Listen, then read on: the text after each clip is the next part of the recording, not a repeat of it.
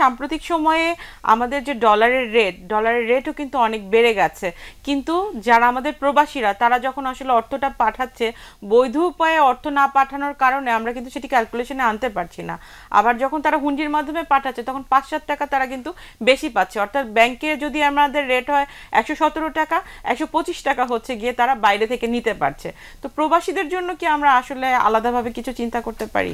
এখানে যে কথাটা আসছিল সেটা হচ্ছে যে ওই যে তারল্য সংকট, ইনভেস্টমেন্টে টাকার প্রবলেম, এটি কিন্তু মানে দেখতে হবে ডিফারেন্ট ওয়েতে। যেমন ধরেন যে যখন আমাদের রেমিটেন্সের পরিমাণ যদি একটু কম থাকে তখন কি হয়, ডলার মার্কেটে চাহিদা থাকে। বাংলাদেশ ব্যাংক কিন্তু রিজার্ভ যে ক্রমান্বয়ে কমেছে, কেন কমেছে তার বড় একটা কারণ হচ্ছে যে ওই ডলারটা গভর্নমেন্ট বাংলাদেশ ব্যাংক থেকে মার্কেটে দিয়েছে, দিলে কিছু টাকা তুলে নিয়েছে অনেকে। এই যে টাকাটা তুলে নিল বাংলাদেশ ব্যাংকের কাছে অনেক টাকা, কিন্তু বাণিজ্যিক ব্যাংকগুলো অথবা যারা ইনভেস্টমেন্টের জন্য টাকা দিচ্ছে তাদের কাছে টাকা নাই। এটি কিন্তু যথার্থ না, এটা নানাভাবে কিন্তু বাংলাদেশ ব্যাংক এই টাকাগুলো ফেরত দিয়েছে। যে কথাটি আপনি বলছিলেন যে হুন্ডির কথা, তাহলে যে এটা কিন্তু সর্বজন স্বীকৃত সারা পৃথিবীতেই। আমাদের দেশেও হুন্ডি তো আর আজকে না, এটা মানে অনেক আগে থেকে শুরু করে যখন আমরা মানি অর্ডারে টাকা পাঠাতাম তখন থেকে শুরু করে এখন পর্যন্ত এটা বহাল আছে। কোনো সময় এটা প্রকট হয়, কোনো সময় স্তীমিত হয়। সরকার কি করেছে, সরকার কিন্তু বৈধ পথে যদি আমাদের প্রবাসী যারা আমাদের বন্ধুরা যারা ওই রেমিটেন্স পাঠান তাদের কিন্তু 2.5%, আগে 2% ছিল, যে এটা ক্যাশ ইনসেন্টিভ, যিনি যে টাকাটা পাঠাবেন ক্যাশ ইনসেন্টিভ দেওয়া।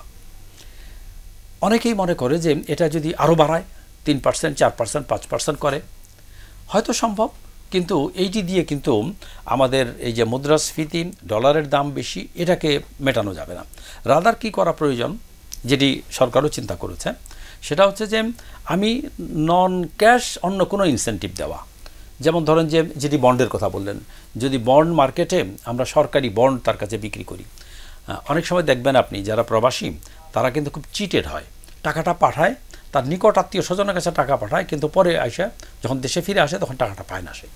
তো যদি এমন সিস্টেম ডেভেলপ করতে পারি আমরা, যেটি গভর্নমেন্ট খুব সিরিয়াসলি কাজ করছে, সে আমাদের স্টক এক্সচেঞ্জগুলো এবং সিকিউরিটি এক্সচেঞ্জ কমিশন খুব সিরিয়াস কাজ করছে, ওই লোকটা বিদেশে থেকে সে একটা ভালো সরকারি অথবা সরকার এর প্রণোদনা দেওয়া এমন কোনো প্রতিষ্ঠানের সে বন্ড কিনবে, শেয়ার কিনবে, তাহলে পরে কিন্তু সে খুব আগ্রহী হবে এবং এই টাকাটা আমাদের ইনভেস্টমেন্টের জন্য যথার্থ ব্যয় হবে।